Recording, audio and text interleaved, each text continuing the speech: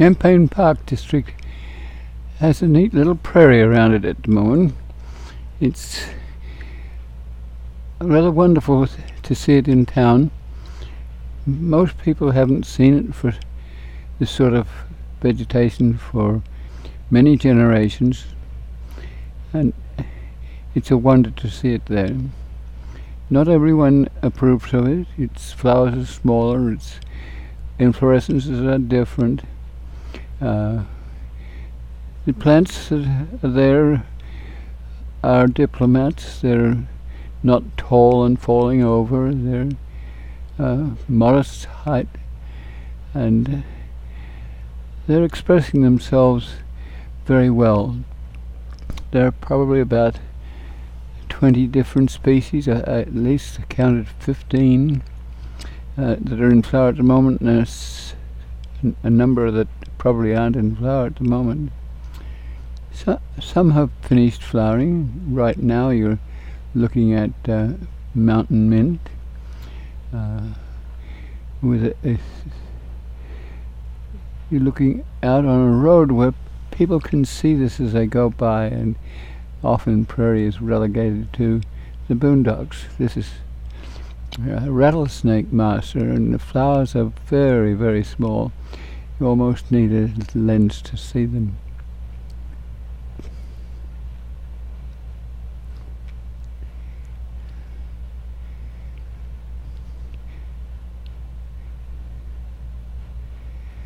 Here, the red one is a cardinal flower, and there's a little blue stem alongside with the grass, and spiderwort, and just it attracts a lot of insects and pollinators.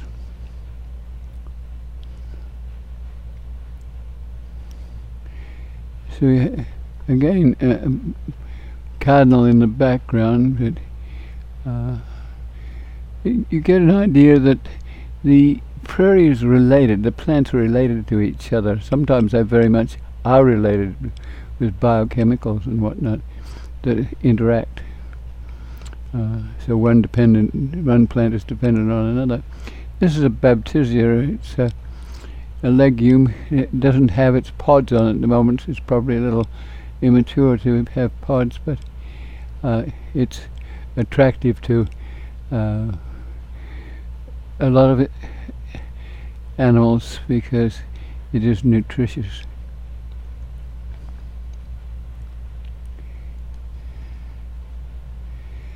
Little blue stem, it's a diplomat. It doesn't grow more than about 2 feet tall.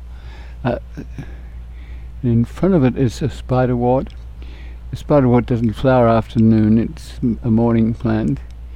A little bit of black-eyed Susan in the corner, and it's a clump grass, little blue stem.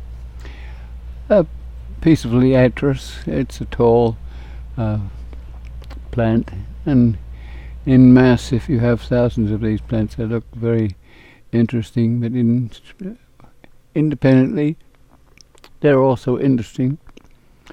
Lead plant, and it's a legume. Its leaves are ashen color, the sort of oxidized lead looking, and it's a nutritious plant, and not an easy one to grow. It's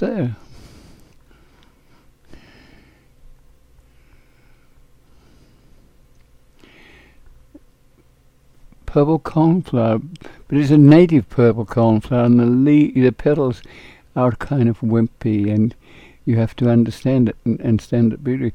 And there's a penstemon it's in seed now. We can collect the seed soon. It has a snapdragon-like flower on it. Black-eyed Susan. We don't plant it too much because it's fairly aggressive, but it's making a statement as a composite. A daisy-like flower.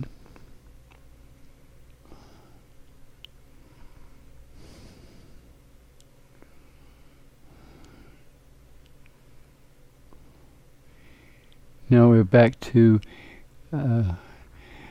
cardinal flower, which really likes wet feet, so I hope it gets enough water. In the rattlesnake master leaf in the right hand side, and you see little projections on the leaf. It looks like yucca, so its second name is yuccifolia. Foliage like yucca.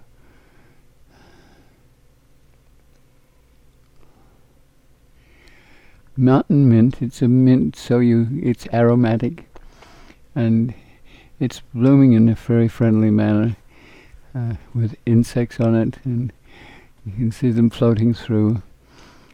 There were something like 2,000 insects on the prairie. I think this is New England aster, which flowers late into November, and it says perhaps where it came from the east, where some plants came back after glaciation, from the south or from the west. But it flowers nicely with a purple or a white flower. Bee balm, a balm for bees, and often there are bumblebees on bee balm, and it's a mint, and it has a square stem, and it's very attractive to pollinators.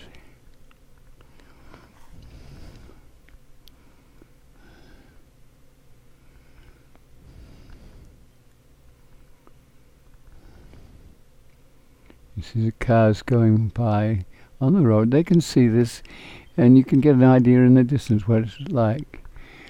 This is purple clover.